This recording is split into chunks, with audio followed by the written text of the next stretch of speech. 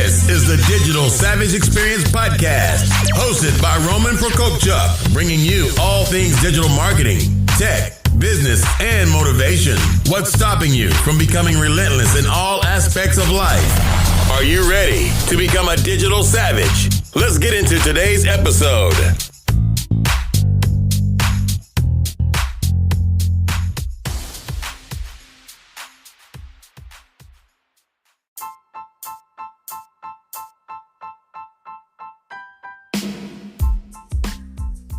This is Prokopchuk, and this is the Digital Savage Experience, episode 42, meeting our foster kids' biological mom on Christmas Eve. So we spent Christmas Eve with our foster kids' biological mom. It's a little weird, I guess, for most people to understand, but I basically made her a promise with my wife about a month and a half ago when we first met her, and started to get to know her and saw that she was trying to get the kids back and doing everything in her power, regardless of whatever situation arose for her, for the kids to be taken away from her in the first place. So we basically made a promise and pretty much kept it. So we basically packed up the car with the kids, went to pick her up because she was going to take a bus to the mall where we were going to meet her, and it was running on a holiday schedule, which would have took about 2 hours for her to get there. So we went to pick her up. We picked up some of the gifts she had for the kids, and we basically proceeded to the mall and went to take pictures with Santa.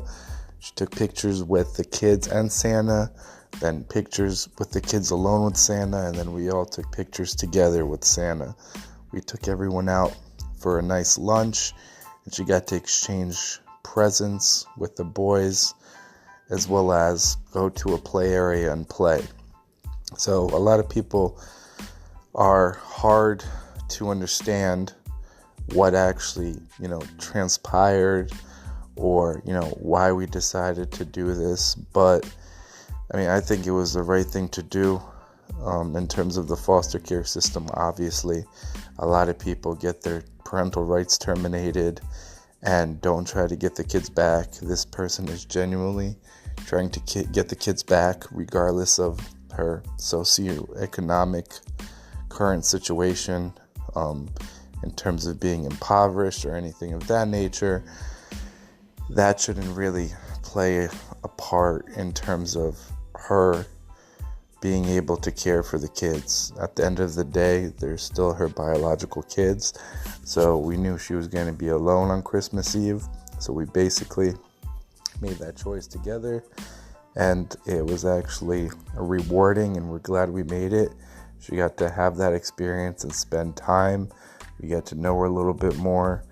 The kids saw that we get along with her and kind of basically bridge the gap, because probably in 2 to 3 months, the kids are going to go back to her in terms of kind of a final ruling that she's going to get back custody from the state, which obviously we're upset about, because we basically fell in love with the kids, and the kids are pretty much our own kids in our eyes and in our heart. So it's going to be heartbreaking, basically finding a child, loving them, building that trust, and then have the child be taken away from you and you have no control of it, which obviously is going to suck a lot. But we're trying to make the process for the kids better. Yeah, we're going to be depressed, me and my wife. It's going to be super sad. But the kids have to understand that they were here. They were treated well. They were treated like our kids. They had a great support system with everybody else, our friends and family that love them and spend time with them. And that we showed them how, a child is meant to be loved and cared for, and what other opportunities are out there and how they should be treated. So regardless of the fact, some people have asked me, do you regret doing it, in terms of like kind of the pain and the separation of it? And I don't regret it, because if I wasn't there with my wife, what would have happened to the kids? They could have ended up in a place where, the people just care about getting a check from the system and don't really care about the kids. They could have ended up in a situation of neglect and abuse, which happens as well. So we're glad we did it. We're glad we cared enough and opened up our hearts and our homes to these kids. So it was kind of special to have a Christmas Eve with, the person that, we got to basically raise their kids, plural, for 7 months now. And it's been truly a blessing. It's been kind of the most action-packed year of my life in that sense, with all the ups and downs. And getting a foster child isn't like having your own child, because the foster child comes with a lot of, psychological, emotional, sometimes physical scars that you have to figure out really quick, and triggers, and how to deal with those. So that's been a challenge as well. Some, health stuff, a lot of appointments, things of that nature. But like I said, we try to bridge the gap with the mom and basically told her that we're here for her, that we are a resource, that she can kind of lean on us if she needs help. She basically thanked us, and she's seen how well the kids are taken care of, some of the, activities and trips we've taken them on, and the stuff that they're learning and they're progressing in terms of their development really well. So she thanked us. She even told us that now we're family, so don't think that when she gets them back that we won't have contact with the kids, which, is nice now, but if it happens, it happens. I'll just kind of take that with a grain of salt. But basically, we kind of put our heart on the line in this whole process and just kind of trusted God with everything. And basically, like I said, on Christmas Eve, we just basically did what was right. I mean, some people would still kind of be upset. No, we don't want the kids to see her. They're spending more time with her than allotted in terms of their scheduled visitations. So she's going to get kind of a leg up. She gets to see them more and more. But like I said, at the end of the day, that's their mom. Regardless of who she was or how she was, she seems to be doing better and taking steps to better herself and kind of better her environment to welcome the kids back. And all we can really do is support it. I mean, when you're a foster parent, you can't really obviously fight the process unless obviously there's kind of grave misconduct on some end, or you see some kind of warning signs that nobody else is seeing. But other than that, I mean, you're at the will of the system. I mean, you are a resource to the state you are a foster parent to. So even if a child case gets to a point where rights may be terminated, like in the 11th hour, something can happen where that gets reversed. And if you're ready to possibly adopt the foster children you've had, it may be last minute change and they may go back, or the clock may start again. So at the end of the day, it's all about the kids. We started doing this to help kids. So hopefully the two boys that are in our care, although they are very young, hopefully they remember their experiences and who we were and how we were with them, and the fact that they were extremely loved by everyone this 7 months and however long they stay with us. Hopefully, obviously, longer, but whatever happens, kind of got to leave that in God's hands and do my best not to have any kind of grudges or hold any kind of hate. Because when we first started this, we said, how could these two, beautiful boys get taken away? What, could have been done to them? And how dare this person lose custody? We don't want anything to do with them.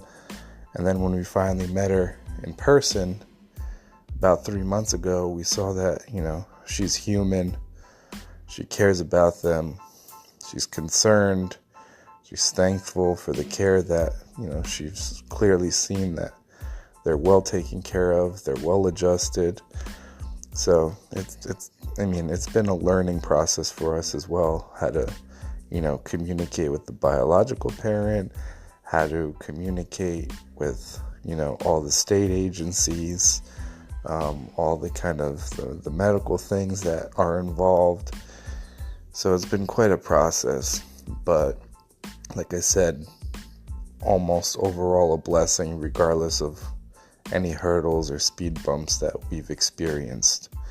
So all in all, Christmas Eve was great. We got to talk a little bit. We, found some common ground on some things. So hopefully if they do go back with the mom, we get to see them once in a while, or at least have some kind of communication, a letter, a phone call, a FaceTime, what have you, to hopefully stay in contact with them and, watch them grow and be there for them, and hopefully be there for them and watch them succeed and do anything we can to make them succeed as, upstanding young men. So the day, ended with us watching the kids play in the play area for a little bit. We exchanged gifts. We said goodbye, and we drove their mom back home, and then we came back home, took a nap, talked about the day, how it was for the boys to see their mom. And basically, next day was Christmas. That was filled with a lot of love and a lot of family, gifts exchanged, a big dinner. So all in all, hopefully these boys, see what's being done for them and how we're, helping them in the sense of them being here with us and us doing everything in our power to make their stay as normal as possible and treat them like our biological kids if they were so, and basically treat their mom regardless of who she was or what she did with respect and kind of humility, and help her through the process, as well as kind of give her tips in terms of like what to do, what not to do. So if anyone's interested in the foster care process, any of the pain points or any of the kind of legalities of how to get licensed as a foster parent, the adoption process, feel free to reach out, email, any of my social media accounts. Until next time, guys, take care.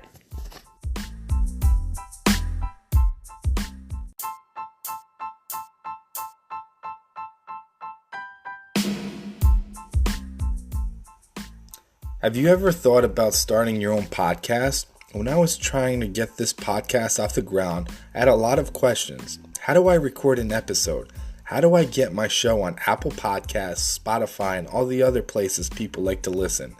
How do I make money from my podcast? The answer to every one of these questions is really simple. Anchor. Anchor is a one-stop shop for recording, hosting, and distributing your podcast. Best of all, it's 100% free and ridiculously easy to use. And now, Anchor can match you with great sponsors too, so you can get paid to podcast.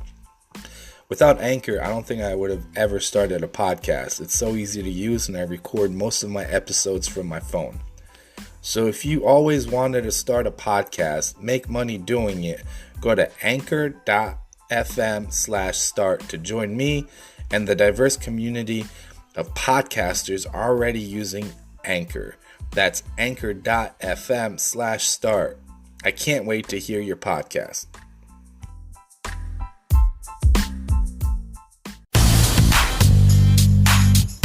This podcast has been brought to you by Nova Zora Digital. Find out how Nova Zora Digital can help your company grow online. Learn more at novazoradigital.com. Until next time, all you digital savages.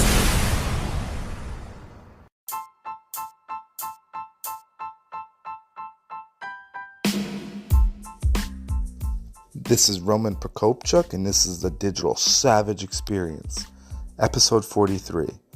5 SEO Trends for 2019. We're just one day away from 2019. Some things change and some things stay the same in the SEO landscape, but with changing times, you need to prioritize your focus. You need to be aware of what to focus on based on the climate. Things like algorithm changes, device prioritization, and machine learning are just a few. I'd like to get into 5 specific things you should be aware of and focus on in the new year. One of which is mobile site compliant to mobile standards. With mobile-first indexing pretty much the norm, and increasing numbers of search traffic coming from mobile, you need to make sure your mobile experience is compliant to mobile search standards from a design and development standpoint. Run your site to see where it stands with the Google Page Speed Insights tool. Be mindful of what shows up on desktop versus mobile. Some of the suggestions that come back you may not be in control of, but things like caching issues, code issues, and element spacing you should be able to fix right away. Another thing to focus on is RankBrain getting smarter and smarter. All of Google's searches go through RankBrain, which is part of the core algorithm. The RankBrain AI will continue to understand the intent of searches and deliver more relevant results. Make sure your content has the correct intent you desire to drive. To be safe, employ a content strategy that focuses on covering all intent types and focuses on semantic search components. Don't neglect structured data markup. Structured data is used for many purposes by search engines, like enhancing your results in search engine results pages and highlighting information to search engines.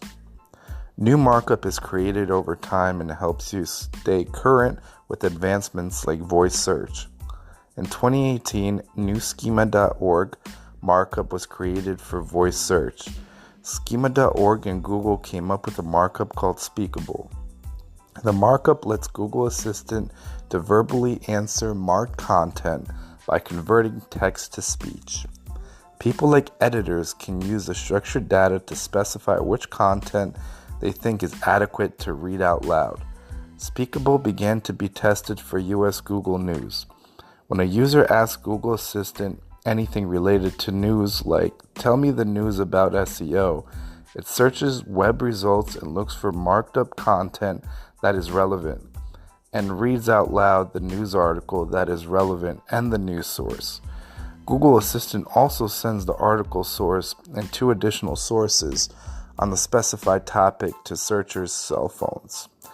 If you're providing fast, accurate answers to questions on your website, ensure using structured data to further the reach and effectiveness of your content. Another thing to focus on is video optimization.